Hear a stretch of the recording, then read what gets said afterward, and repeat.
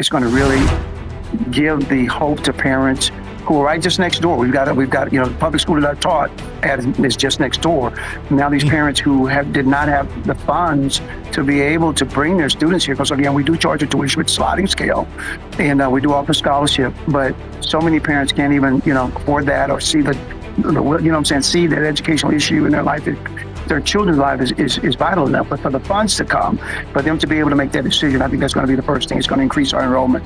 I think also it's going to be able to increase the quality of programming, because we operate on bare budget. I mean, we barely pay our teachers. To be honest, I don't take a salary. I live by faith. I'm a volunteer technically, and so but just to be able to take care of our teachers, to be able to increase the quality of our programming here, I believe it's going to be phenomenal. But there's so many more things we want to be able to do, to be able to enhance the learning experiences of our students. Americans are capable of achieving extraordinary things when they have the freedom and opportunity to do so. This is American Potential. Welcome to the American Potential Podcast. I'm your host, David Fromm. There's a growing push in education to give families more choices, to help them find the kind of learning environment that really works for their kids. Just this year, states like Tennessee, Idaho, Wyoming have all passed school choice legislation. And now we can add another major player to that list, Texas. We've talked before with Americans for Prosperity's Texas State Director, Genevieve Collins, about their efforts to get school choice passed. And she's joining us again today. We're also bringing back another guest you might remember, Joel Enge, who runs a school that serves students who are struggling in the public school system. His story is very inspirational because he sold his house to open the school debt-free. If you missed his episode, it's definitely worth going back to listen to. Today, we're excited to have both Genevieve Collins, AFP's Texas State Director, and Joel Enge, who is the founder and director for Kingdom Life Academy, back with us to talk about the work they did to make school choice a reality for families across Texas. Joel, Genevieve, welcome. Thank you. Great to Glad be to here. be here. Well, I'm so happy to have both of you here. I have some more knowledge about what's happened there because I know Genevieve, we've worked together for a number of years, and I've just been watching this as it's developed over the last few years, and it's so exciting for families in Texas. So before we get into what school choice looks like in its past form and signed form in Texas, Joel, let's start with you. So I talked about who your school serves, but can you share how you all do that at Kingdom Life Academy? Yes. Actually, Kingdom Life Academy, we are a micro school that targets students that don't fit traditional educational setting, and students that have struggled in public school, and some that have even been in private schools, but a traditional setting not working for them, and to give them more of a hands-on experiential learning opportunities, what we do here at Kingdom Life Academy. So where did you get the inspiration to open the school? And also, where are you located specifically? I mean, Texas is kind of a big state. Yeah, gotcha. We're in Tyler, Texas, and actually more specifically in North Tyler, which is predominantly low-income minority area of Tyler. And so the inspiration really came through God as I taught in public school. I taught public school for over 16 years, and I watched so many students fall through the cracks because the traditional setting was not working for them. And so that, through God, inspired me to start Kingdom Life Academy to help these particular students that did not fit the traditional model. What did you teach? What grade level, or was there certain subjects? When I taught in public school, I taught math and science. And so middle school math and science, 6th to 8th grade. And so that was the deal. And also the fact that there were so many things, so many skills and concepts that we required to teach that did not necessarily transition into everyday life, into real life. And so that was another frustration, that watching students who were capable, if they were given opportunities to really experience real life in a real life setting, and it wasn't contrived educational experience, but something that was real and it would be relevant to them, it would be added motivation for them to learn. And so that was one of the big deals that I saw and experienced when I taught public school, particularly in the middle school that I taught in. So now with Kingdom Life Academy, what age ranges do you serve, and how is it different than maybe a traditional school setting? Yes, the age range we serve is 11 through 18. We're on middle and high school, so 6th grade through 12th grade. And we do require them to be no greater than 10th grade. We need them to be with us 3 years. First year, really get acclimated to the system. Also, we do a strong emphasis on career investigation, so they will actually be ready to choose a career path by the time they're 16, their junior year, and to move in that one of three directions. One being the local junior college that offers certification programs. Secondly is trades. We have different relationships with various trade companies here where students can actually go start work at 16. And, for example, plumbing, HVAC, and electrical. And thirdly is the military. And so we do have, a graduate that actually chose the Air Force, and he's a military policeman for the Air Force. And so we want to be able to get students, targeted, and really focus on a career path. But our form of education, as I mentioned earlier, is experiential. So it's not, as I call, sit and get. Of course, there are, even some of our more traditional academics are more geared toward relevance, and where we do have more projects embedded in them. But also we coordinate and integrate, for example, the math and the science, is integrated within the cooking, within the gardening, within, the carpentry classes, the welding, the animal husbandry. So all this is real. Like when you teach it in the right way, it's life, it's integrated. Students have to read and write, and do math. One of the big examples is that, we use in our culinary when students are finding recipes online and it serves 4 people, then they have to know how to scale that recipe up. Now, math is relevant. Now, understanding how do I multiply a fraction, that's relevant now because they have to go shopping. They have to maintain the budget. So now their level of concern is just, exalted exponentially. And so the same thing, even when they're, looking at their paychecks and, having to do their taxes, now it's relevant because we have a mock, but a financial program called Real World Financial Literacy, but it's experiential. And so even with, again, they have to file their income tax. We just printed out their W-2s back in February and teach them these processes. They have to make their deposits in the bank account. That students that are running companies because they pay bills every week. And so students have to pay bills to these company managers, and these managers are paid a commission. So now they need to know, right? They have to be able to calculate percentage. And so now it's realistic. Now it's practical, it's experiential. And because it directly benefits them because they do have discretionary spending opportunities. And so that, adds the incentive. But now, again, these skills are incorporated. The concepts and the skills are now relevant, and it's experiential.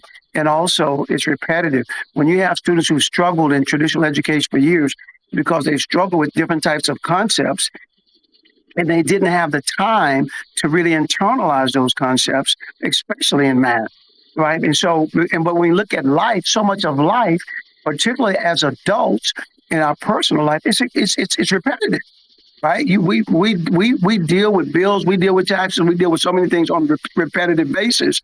And so shouldn't school be that way? To build the confidence, right, in the lives of these students. And so I can go on and on and on, but I won't talk forever. But so that's what we're about. Well, that's awesome. Philosophically, I couldn't agree with you more too. I love innovative approaches to education that meets kids where they are. Just one final thing about it as we get to know your school. When did you guys start? How long have you been doing this? Yes, we actually started in 2013 when we started the school. Wow, that's some longevity. Yes. It's been challenging. It's been good. I don't have to tell you how long it's been. Hey, I had an afro when I started, man. All my hair fell out now. That's awesome. I'm just kidding. Oh my goodness. That's wonderful. All right, cool. Well, hey, Genevieve. Yeah. So, Genevieve, we talked last year. You and Jeff Craig talked last year about school choice in Texas, but how long has AFP been working on this and really trying to get this passed? Well, AFP has been, as a national organization, has been working on this since at least 2010. When the Texas chapter started, it was at least 2010, and this was a program and a policy that the organization believed in.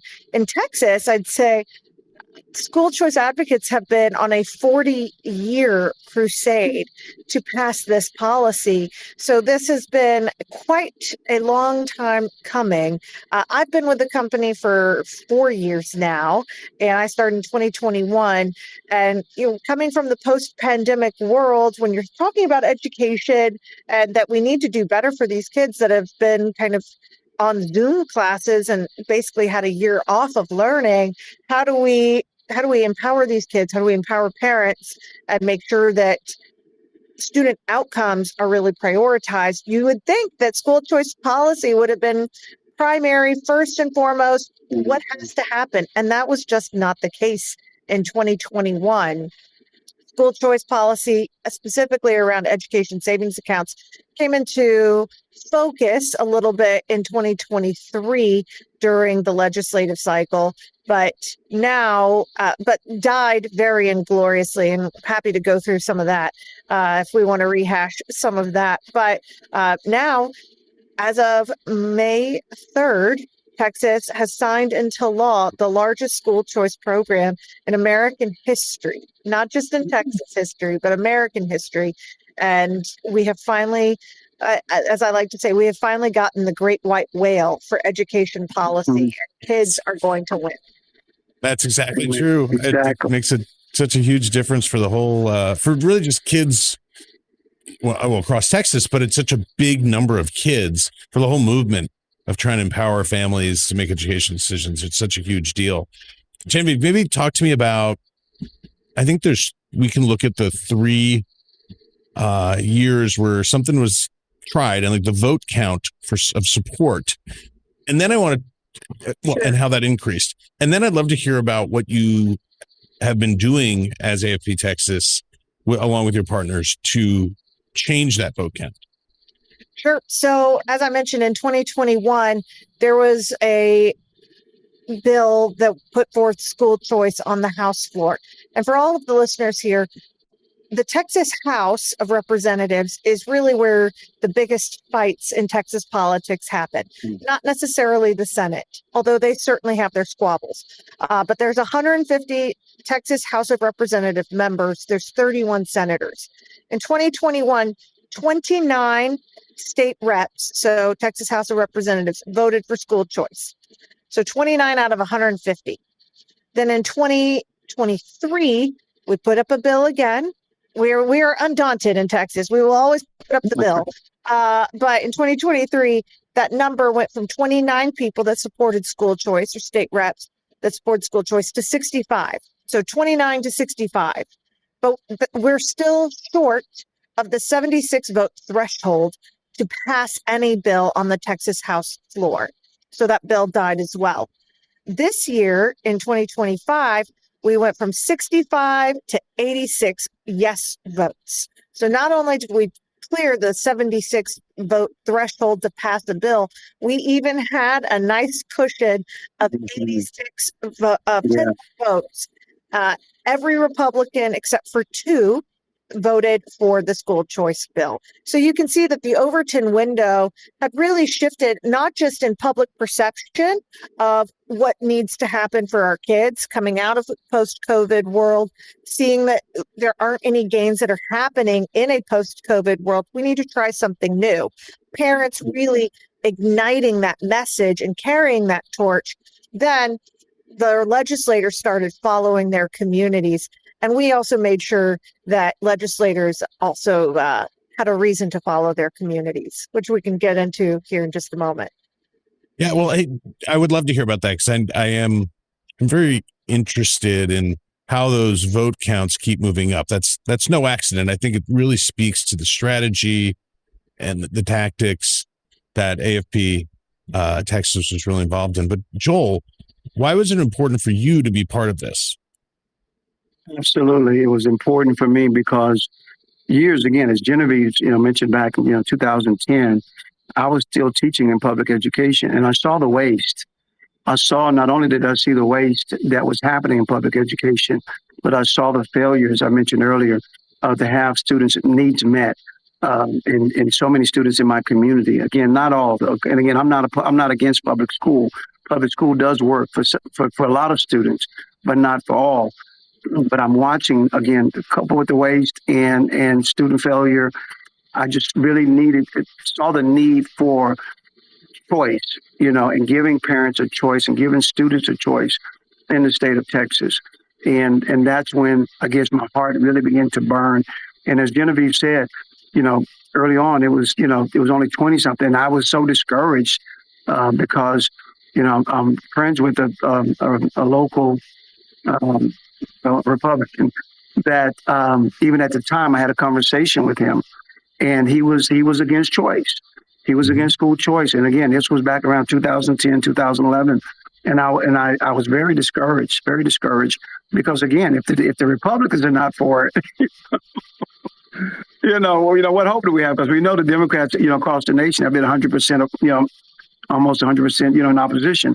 So I was just blown away, to be honest, when I'm walking for years with this burden in my heart that I basically had just buried. And it was, excuse me, but it was AFP, man. It was Americans for Prosperity that ignited a hope, it was this, again, it's just, if I can use a seed analogy, I was carrying this seed in my heart of school choice that I never even, just given up, thinking there was going to be a hope for it, and to have this dry seed, right, be immersed in a fertile soil, and that fertile soil was Americans for Prosperity, and being invited to, an event for Americans for Prosperity by a friend of mine, Cindy Nick. She and I taught public school together, and just to be, again, just it was almost like a salvational experience. It was just like incredible. There's a hope. This is happening, and this is a reality. And so I just jumped in with both feet. Again, we talk about taking that one small step, and I was so excited about that opportunity, that hope that was brought to me by Americans for Prosperity. And so I had no choice, it was like, I'm on this desert island, and this boat comes to say, look, we're going to carry this dream that you've had for years, and we're going to fight with you and give you a voice, right? And give you a voice in this movement, in this fight that I never thought I had, and, it's just huge, man. It's huge, my back. Yeah. But it was just huge. And it's like, okay, whatever I need to do, whatever, going to, town hall meetings, going down to the Capitol, meeting with different reps, taking my students down, letting them share their stories, and that opened up the door for me to be able to go, before the House Education Committee and to testify and talk about our battle, what we're doing in the North Tyler community, and the need for school choice for minority students and low-income families, which is huge. Because that's something that, again, our students have been locked into, right? Locked into public education, locked into these, these failing situations with no hope. And now education savings accounts has given us hope. And man, I'm fired up. I'm excited about what it's going to do in our community and the hope that it's bringing into our community, but for all of children throughout Texas, all of families throughout Texas. And I'm excited. That's great. Well, we're super excited. It's such a great development. And I think one of the things I always say about Americans for Prosperity is that our job is to come alongside folks who are making great change in their community, like yourself, like Joel here, and then amplify those voices and try to aggregate those voices to make a much more powerful and hard to ignore voice, so that we can make that policy change to really unleash what folks like Joel have been doing in their communities. Genevieve, so what did you guys do this session, to raise voices and make the change finally happen to allow this to be successful? So I think we have to kind of take a quick step back in time and go to 2023, because setting the table for a little context will be helpful here. In 2023, I had multiple members from rural parts of the state tell me, I don't hear about school choice. People in my district don't want this. And I was like, well, that's not right. I have staff in your district. Like, I know that that's factually incorrect. And so, it kept hearing that from members, and it was just like they were brushing off their own communities. And I said, you know what? I'm not going to tolerate this. If you're not going to listen to your own community in your district where you live, I will bring your community to you. We will bring all of your folks to Austin so you can hear them. I guess it's one of those things like, if you're going to cross me, you better be ready for what the onslaught is about to be. And so we started at AFP. We're really focused on doing one thing really well: connecting people with policy and making sure that their stories and that their voices were heard. And so we brought a bunch of people to Austin. That's our state capital. We brought 1,200 people to the state capital in 5 weeks. And I was like, we will be a visual force that that no legislator from across the state can overcome. They have to address the people of the state of Texas and what they want. Okay, so that happened. And then the bill dies on the House floor. The bill doesn't have enough votes. As I mentioned, we had 65 votes. So that happens right before Thanksgiving. Well, turns out in Texas, right after Thanksgiving is also when potential candidates can raise their hand and say that they want to run for office. So we got busy transitioning from the end of policy session and to the beginning of our political season. And we said, you know what? We now have a hit list of every single member who voted against kids and their families. And we're going to go target those communities, and we're going to go flip seats with aligned candidates, people that are much more aligned with our policy point of view around freedom, opportunity, prosperity, limited government, and school choice. We're going to go find those people, and we will work to help get those people elected. So we spent the next year making sure that the political landscape enabled the policy landscape to achieve a huge victory. And so we worked to oust, let me rephrase, David.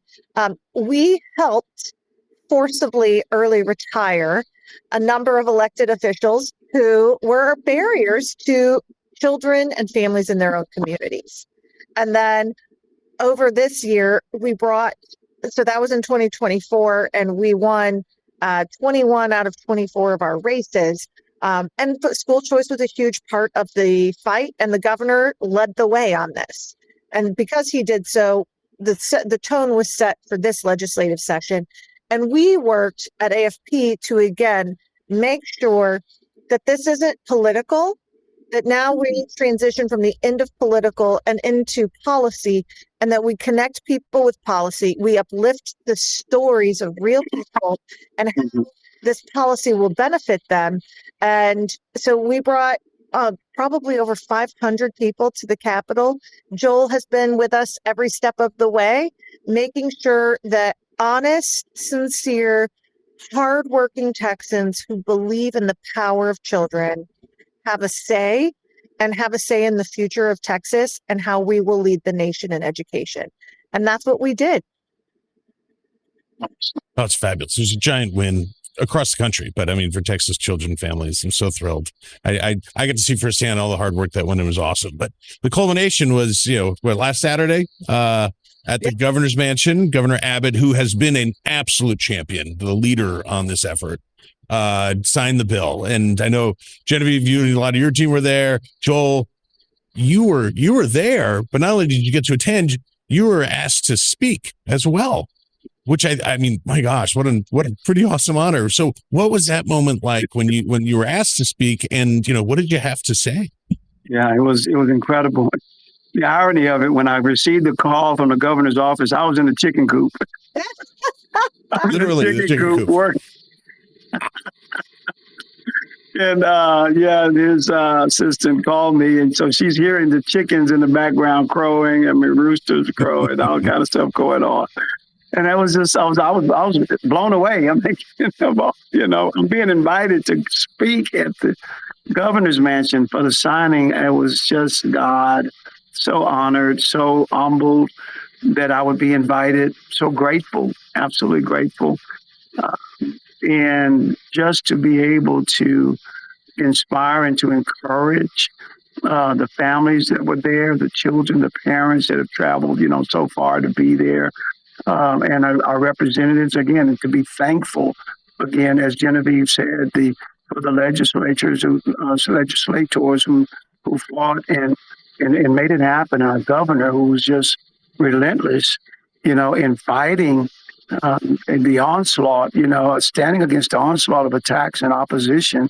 It was just huge. And just to be able to say thank you and to be part of the celebration was incredible. I mean, an opportunity of a lifetime, again, to be part of the greatest, the largest school choice legislation, bill to be passed in our history, in our nation's history, and to be able to play a small part in it was just incredible, incredible, incredible. So grateful, so grateful. Yeah, David, let me jump in here because Joel is being overly modest. So first off, the governor signs the bill, and then who are the rest of the speakers? So we have the governor, the lieutenant governor, the speaker of the House, the two authors, our Senator Brandon Creighton and our House Public Education Chairman, Brad Buckley. Then Joel speaks. Joel is one of two non-legislators asked to speak. And Joel just owned the moment. I have to be honest. I started crying when Joel spoke. I learned in that moment that I'm also a really ugly crier because it was captured. Someone took a picture of me and I look just like I'm like coming undone. Like I'm trying to hold it together very unsuccessfully once Joel's speaking. But Joel completely stole the show.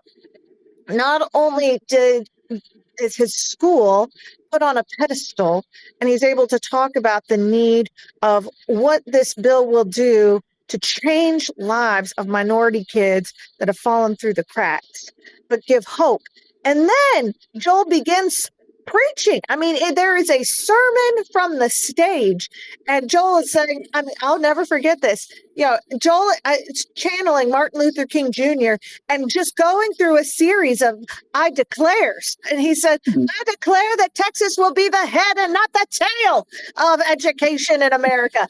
And it's just suddenly he holds this audience of 300 people in his hands, and he has them enraptured and inspired, and they're craving more because they are getting fulfilled hearing Joel's personal fulfillment. And it was just an incredible, inspiring moment to be for me and for me to be just a small part of his journey. He's done all the hard work. We just gave Joel a microphone to share his story and share his testimony. We're a small part in his huge story. But it was just an incredible moment, David. And I have to make sure Joel's story is really told because it was powerful. Awesome.